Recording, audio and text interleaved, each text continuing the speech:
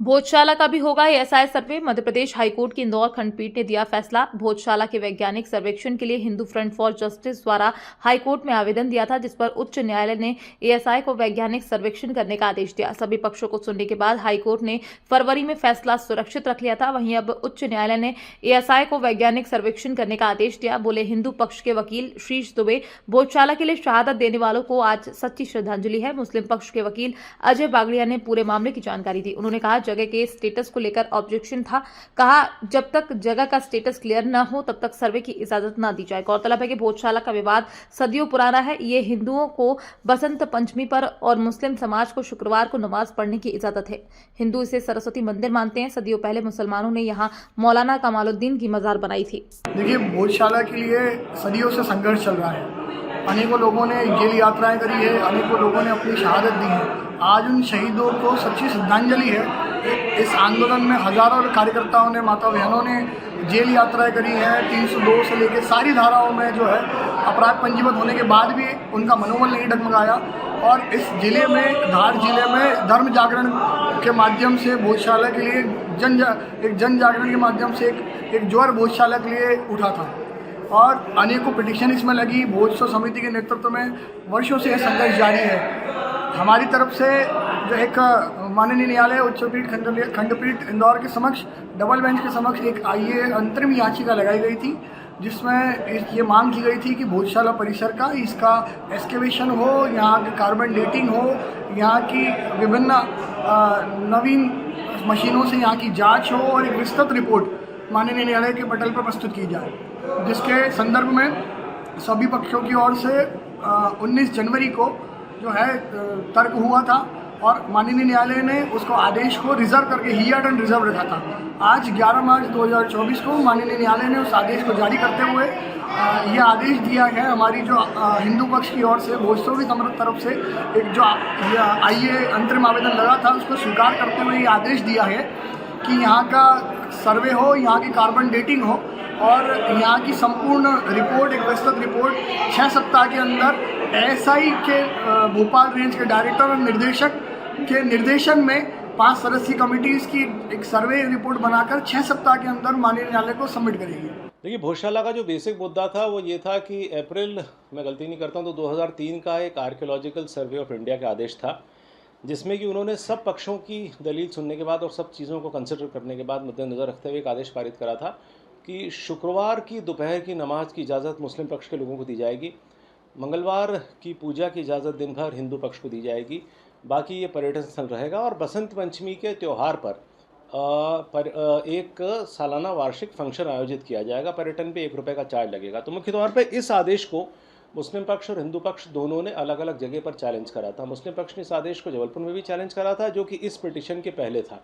इसके बाद इस पिटिशन के पेंडेंसी के दौरान, लंबित रहने के दौरान एक अर्जी लगती है जो इस पिटिशन में याचिका करता है। तो उनका ये कहना था कि सब आर्कियोलॉजिकल सर्वे ऑफ इंडिया को ये डायरेक्ट करा जाए कि वो एक सर्वे कंडक्ट करे और सर्वे कंडक्ट करके इस बात को सुनिश्चित करे कि आज की स्थिति क्या है।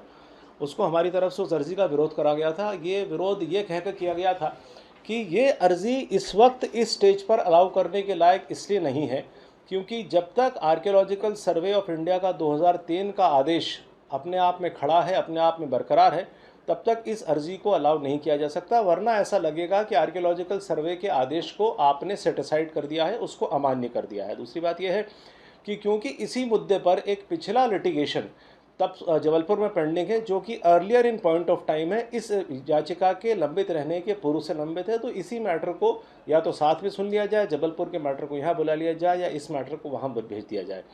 माननीय उच्च न्यायालय ने जो आदेश पारित करा है, मुख्य तौर पर उसके 3 आधार हैं। पहला तो ये है कि जो डीटी होता है, यानी जो देवता होता है, उन्हें अपना पूर्ण अधिकार है, वो एक ज्यूरिस्टिक पर्सन है, यानी कानूनी रूप से मान्य एक व्यक्तित्व हैं और उन्हें अधिकार है कि उनकी पूजा अर्चना विधि विधान तरीके से, पूर्ण तरीके से किस प्रकार से की जाए, ये जानना बहुत ज़रूरी है ताकि उनकी पूजा अर्चना इस तरीके से की जा सकती है।